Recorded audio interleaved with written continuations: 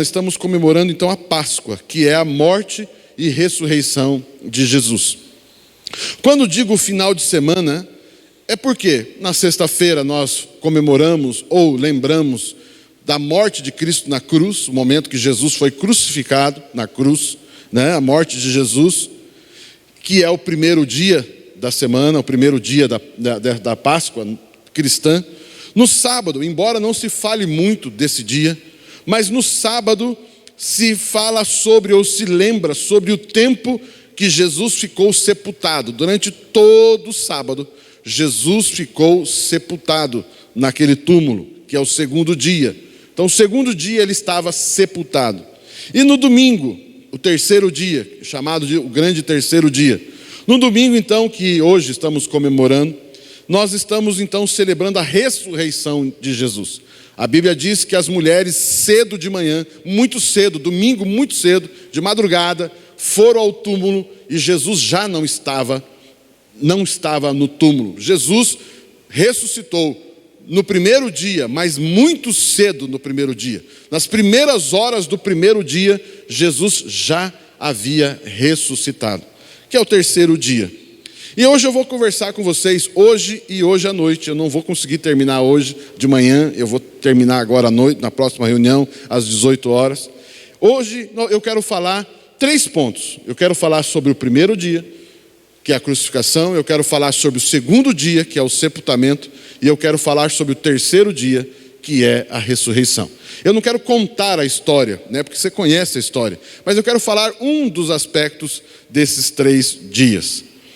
Mas antes de falar desses 3 dias, do que significa morte, sepultamento e ressurreição, eu quero falar um pouquinho sobre a Páscoa. Por quê? Porque esse final de semana caiu justamente no final de semana que os judeus comemoravam naquela época e comemoram até hoje a Páscoa. Era exatamente, ou seja, Jesus morreu na Páscoa. A Páscoa foi comemorada na sexta-feira, aonde Jesus foi crucificado. E era Páscoa, ok? Então eu quero falar um pouquinho rápido, como o primeiro ponto aqui seria entendendo a Páscoa, para nós podermos entender os 3 dias. Antes de falar dos 3 pontos, então eu quero lembrar que isso que aconteceu na Páscoa dos judeus, ou seja, essa morte, sepultamento e ressurreição, mas principalmente a morte, porque a morte caiu na Páscoa, o segundo dia, e o terceiro dia já não era, a Páscoa era na sexta-feira, ou seja, coincidiu, embora não é coincidência, mas caiu exatamente no mesmo momento. A Páscoa dos judeus, aí os cristãos passam a ter a Páscoa cristã. Ou seja, mas então por que não é coincidência? Por que a Páscoa cai justamente na Páscoa judaica? Quando se fala com um judeu sobre a Páscoa, ele não vai comemorar esses 3 pontos. Ele não vai mencionar para você esses 3 pontos.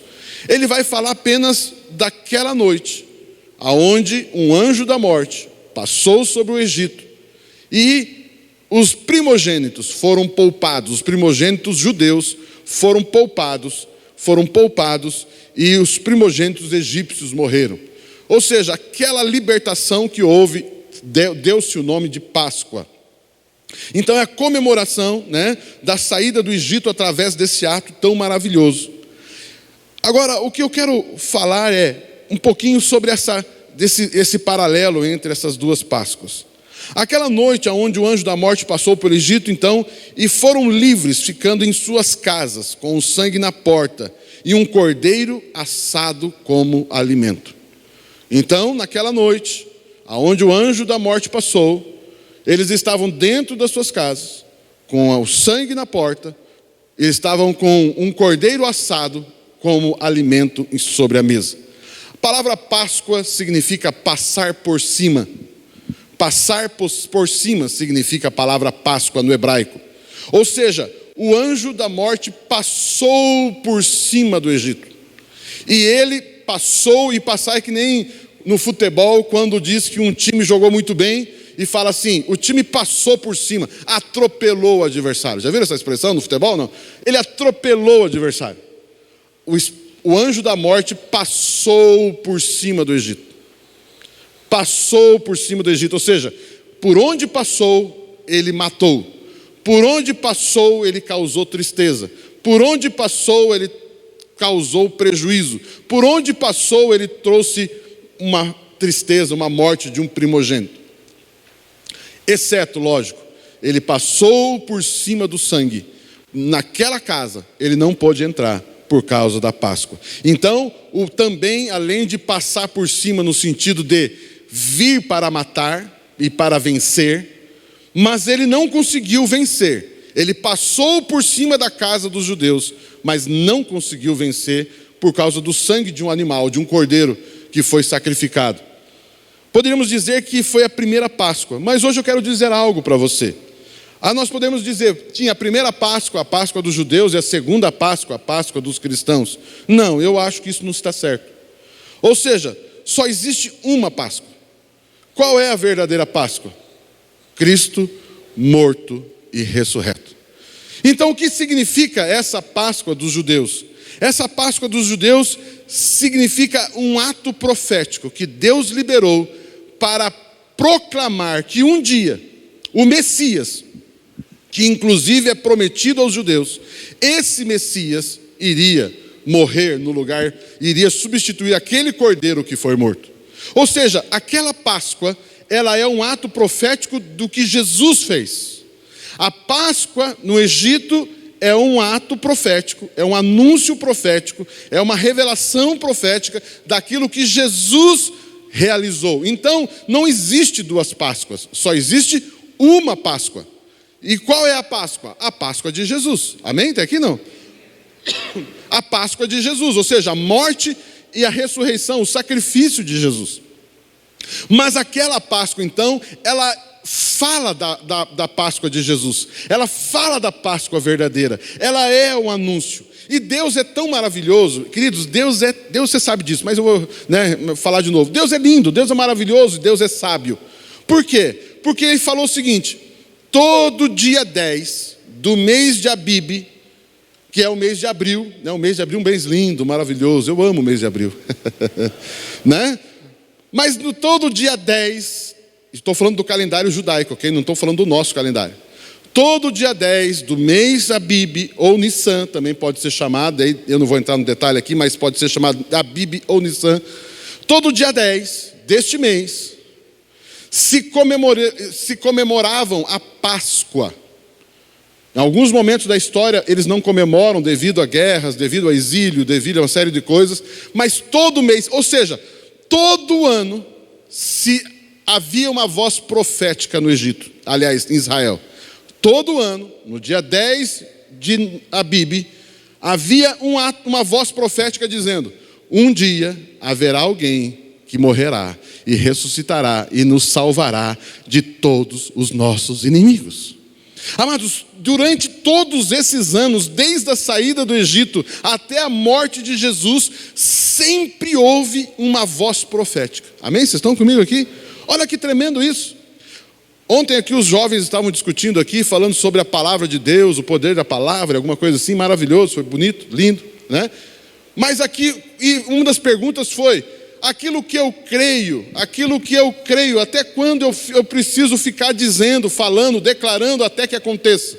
Queridos, eu vou dizer de novo aqui, para vocês pegarem a ideia do princípio de declarar a palavra de Deus. Do Egito, da saída do Egito até a morte de Cristo, eles ficaram todos os anos declarando que o Salvador viria, o Salvador morreria, o Salvador os salvaria. E isso aconteceu quantos mil anos depois? Queridos, comemorar a Páscoa não é comemorar, para os judeus, eles comemoravam, e até hoje comemoram algo do passado. Mas eles, na verdade, estavam para Deus, quando eles comemoravam a Páscoa, isso no Velho Testamento, quando eles comemoravam a Páscoa, eles não estavam comemorando algo que aconteceu, eles estavam comemorando algo que iria acontecer. Eles não sabiam disso, mas eles estavam profeticamente dizendo: assim como fomos libertos no Egito, um dia virá alguém que nos libertará definitivamente. Alguém dá um aleluia? Mas eles achavam que estavam olhando para o passado. Mas quando eles comemoravam olhando para o passado, Deus recebia aquela festa olhando para o futuro. Amados, Jesus é o centro da palavra de Deus, amém? Deixa eu dizer isso para você de novo. Jesus é o centro, a razão da palavra de Deus, das Escrituras, amém? Por isso as Escrituras são totalmente confiáveis. Por isso as Escrituras é a palavra de Deus, a Bíblia é a palavra de Deus, amém? Então deixar claro aqui, porque tem discussões por aí, a Bíblia é a palavra de Deus, amém? Alguém diz aleluia, glória a Deus. Então eles comemoraram a libertação daquela noite, e o que de fato aconteceu, mas a Páscoa do Messias comemorava uma vitória eterna. A Páscoa dos judeus comemorava uma vitória de uma noite. A Páscoa do Messias, Jesus, comemora uma vitória eterna. Amém? Deixa eu dizer para você, você não comemora um dia de vitória, você comemora uma vida de vitória. Alguém está ouvindo essa mensagem? Onde é que você está? Bom dia. Dá um bom dia para alguém aí. Queridos, você não comemora um dia de vitória, você comemora uma vida de vitória. Oh meu Deus, aleluia. Naquela noite a morte passou, levando apenas um grupo livrando apenas um grupo específico de pessoas. Escute o que eu vou falar. Naquela noite, no Egito, somente um grupo de pessoas foram libertas. Quem foram? Os primogênitos. Quem são os únicos que foram salvos naquela noite? Você já entendeu? As únicas pessoas salvas naquela noite, da morte, eu estou falando, não do Egito, da morte. Quem foi? Os primogênitos. Ou seja, apenas um grupo de pessoas foram livres da morte. Lógico, no outro dia todo o povo foi livre do Egito, da escravidão. Mas da morte, apenas um pequeno grupo de judeus foram libertos, que foram os primogênitos. Mas na morte do Cordeiro verdadeiro, na morte do Cordeiro mudo, na morte do Cordeiro verdadeiro, Jesus Cristo de Nazaré, não só um grupo de pessoas foram libertas, toda a humanidade foi livre da morte. Meu Deus! É lógico que as famílias também foram libertas. Em que sentido? O meu filho primogênito não morreu, então logo eu, pai, estou feliz porque o meu filho não morreu. A mãe está feliz porque o filho dela não morreu. Os irmãos estão felizes porque o irmão mais velho não morreu. Mas, queridos, eu quero dizer algo para você: só libertou de fato os primogênitos, mas Jesus libertou toda a humanidade, amém? Amados, os judeus foram livres, venceram aquele decreto específico de morte, por causa do sangue do cordeiro na porta e o cordeiro morto sobre a mesa. Qual era o segredo? Você vai ter que ter o sangue na porta e um cordeiro morto juntamente com outros alimentos na mesa. Eles venceram com um cordeiro morto sobre a mesa.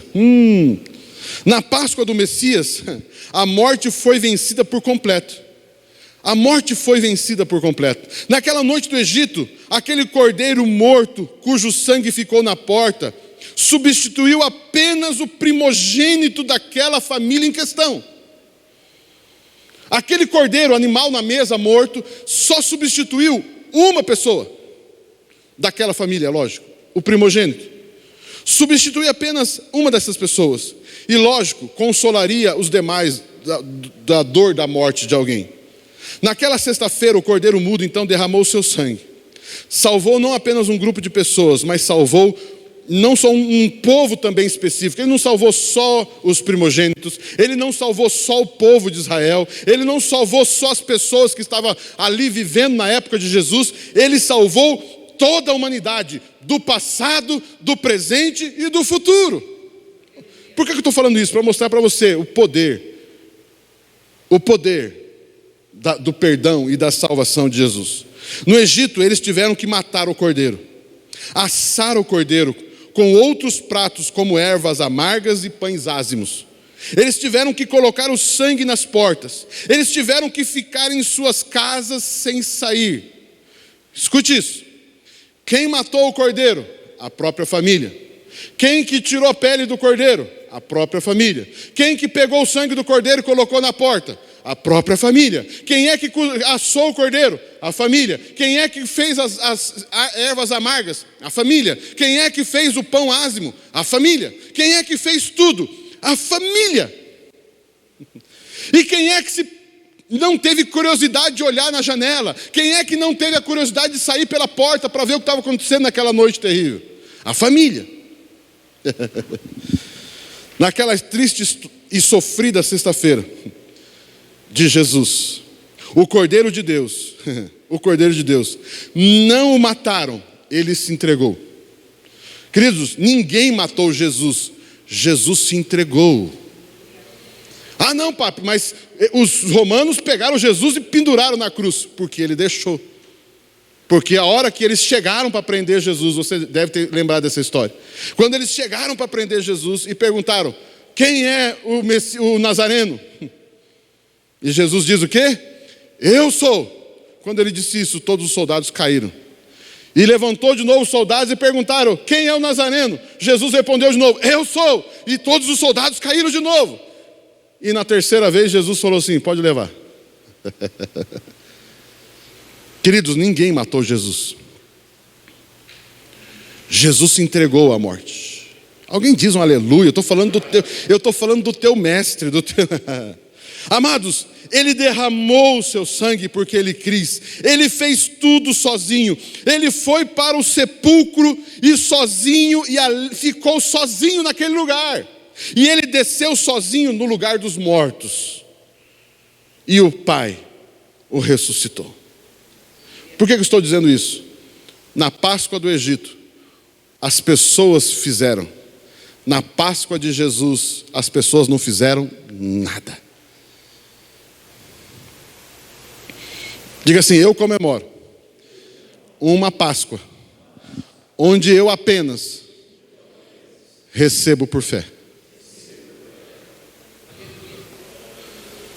No Egito eles tiveram que fazer. Mas em Jerusalém, naquela sexta-feira, Jesus fez tudo por mim e por você. Amém? Vocês estavam aqui comigo ou não? Páscoa do Messias significa algo que Deus, em Jesus, por amor, fez tudo sozinho. E qual o nome que nós chamamos disso? Graça. A Páscoa no Egito requereu o quê? Obediência. A Páscoa de fato requer tão somente fé. A Páscoa do Egito requer obediência. Faça, faça, faça e faça. E a Páscoa de Jesus requer creia, creia, creia e creia. Como que se comemora a Páscoa?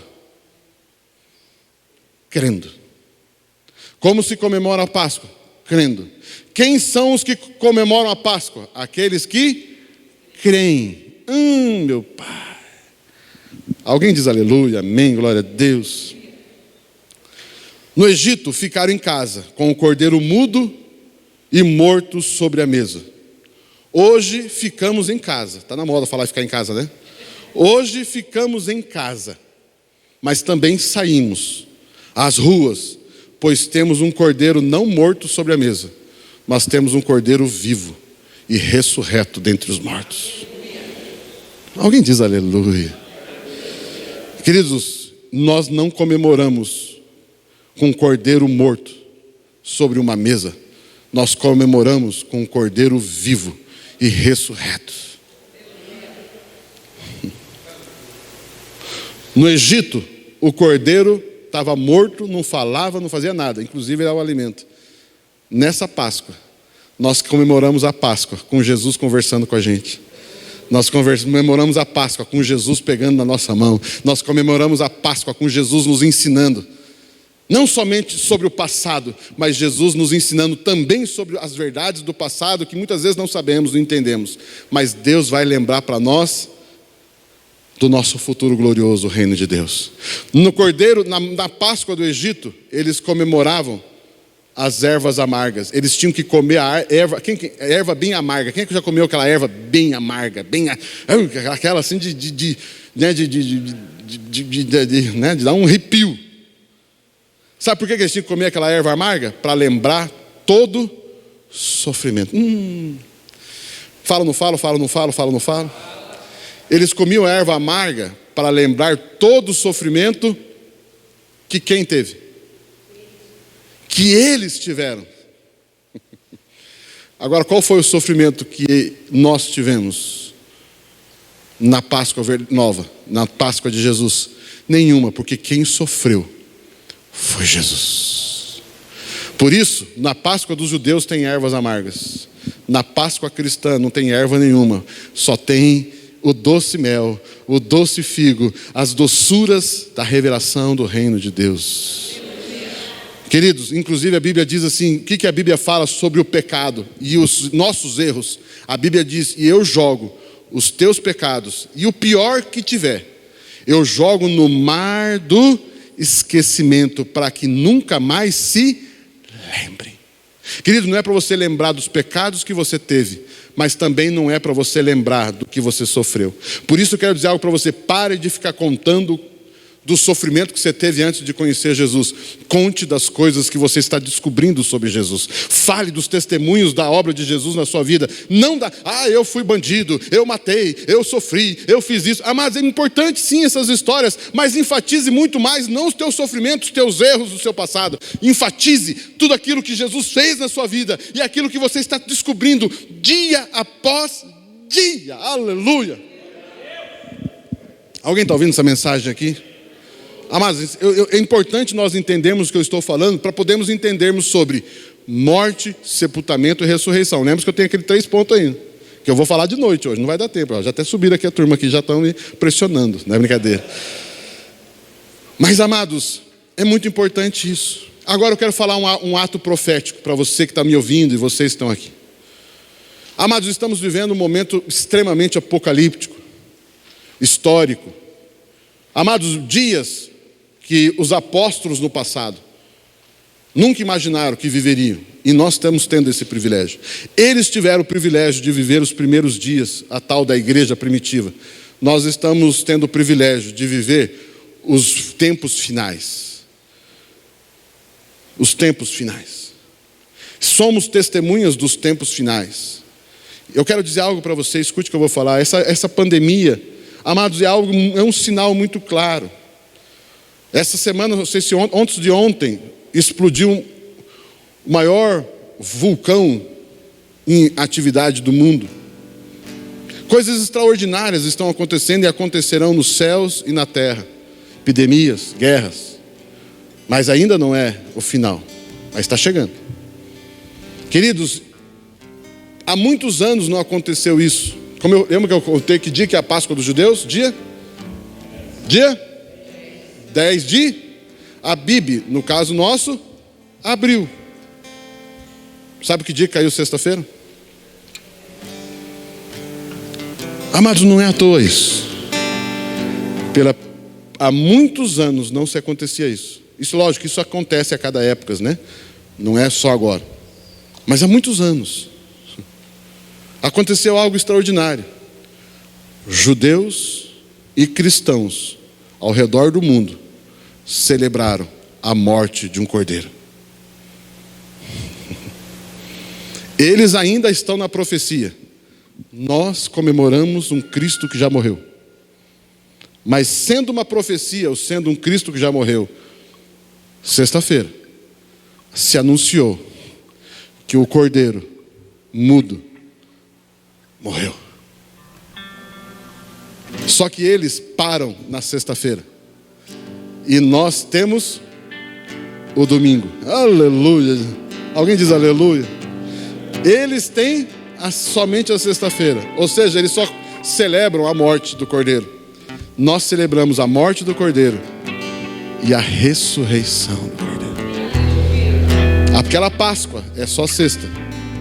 A nossa Páscoa é sexta, sábado e domingo. E isso não é uma celebração do passado. Eles é uma celebração do passado. Nós somos uma celebração do presente e uma celebração do futuro. Jesus está vivo. O cordeiro mudo.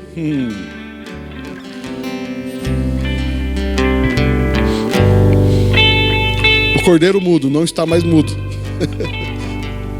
O cordeiro mudo fala e nos deixou a sua palavra. E hoje o cordeiro mudo, ele não fala também do seu sofrimento. Ele fala do amor dele por mim e por você, e de tudo que ele quer nos ensinar. Ele disse antes de partir, ele falou: eu vos deixarei o outro Consolador, e ele vos guiará toda a verdade. Tem coisas que eu não pude dizer para vocês, porque vocês ainda não podiam suportar. Mas haverá um que virá no meu lugar, e ele ensinará, continuará ensinando para vocês as coisas que eu sempre quis dizer para vocês, mas eu ainda não podia, porque ainda faltava a morte e a ressurreição. Mas após a ressurreição, 40 dias depois, Jesus subiu aos céus. 40 dias depois, Jesus subiu aos céus. E 50 dias depois, 40 dias depois, Jesus subiu aos céus. 50 dias depois, o Espírito Santo desceu sobre a terra. Eu queria convidar você a ficar em pé. Você, se possível, ficar em pé na sua casa também, que está nos vendo.